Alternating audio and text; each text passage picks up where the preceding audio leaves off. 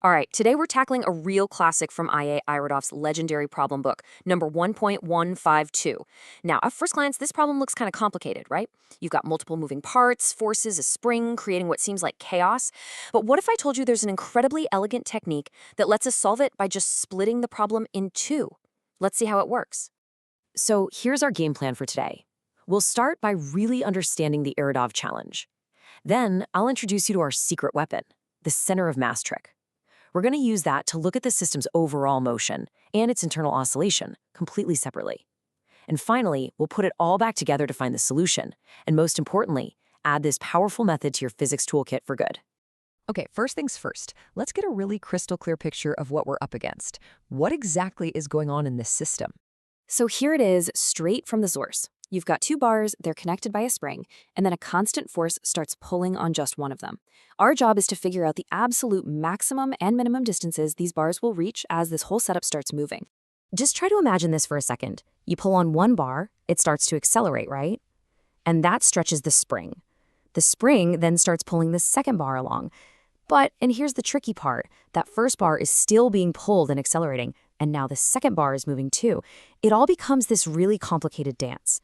If you try to track each bar's individual motion from a fixed point of view, it gets messy really fast, and that's the core of the challenge here. But this is where we get to be clever. Instead of getting bogged down in all that complexity, we're just going to change our perspective. This is what I call the center of mass trick, and for problems like this one, believe me, it is a total game changer. So what is the center of mass? You can think of it as the system's weighted average position. It's the single point that perfectly represents the entire system's location in space. You know, if the masses are equal, it's going to be right in the middle. If one's heavier, the center of mass just shifts a little closer to it. It's quite literally the system's balance point. So here is the crucial insight. This is the big idea.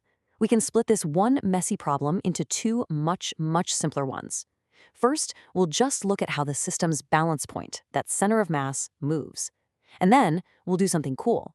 We'll jump into a reference frame that's moving with the center of mass, and from there, we'll analyze how the bars are moving relative to it. Let's start with that first part of our strategy, the big picture. How does this system look and behave as a single cohesive unit? Now, this is the key principle right here.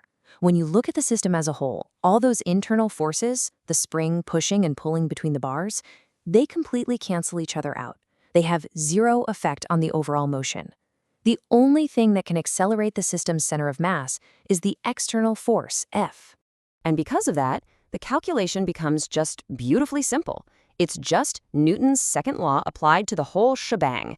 The acceleration of the center of mass is simply the external force, F, divided by the total mass, m1 plus m2. We get to completely ignore the spring for this part. See? Simple. This slide just illustrates the power of our trick perfectly. On the left, you've got the laboratory frame. That's the real-world view, with its messy combination of forward motion and oscillation all jumbled together. But on the right, in our special center of mass frame, that forward motion is gone. All we see is a clean, simple oscillation around a central point. We've totally isolated the complexity. Okay, part one is done. Check. Now for part two. It's time to zoom in and really analyze that internal dance, the oscillation of the bars around their center of mass. This is the question we need to ask now. If you're kind of floating along with the center of mass, what do we actually see? Well, we don't see the whole system accelerating away from us. All we see are the two bars moving back and forth relative to our own position. So to analyze this oscillation, physicists use this really powerful concept called reduced mass. It's basically a mathematical trick to treat a two-body problem as if it were a much simpler one-body problem. It's like we replace the two oscillating bars with a single, special particle attached to a fixed point. And that special particle's mass, that's the reduced mass. And here's the formula for it. Mu, our reduced mass, is just m1 times m2, all divided by m1 plus m2.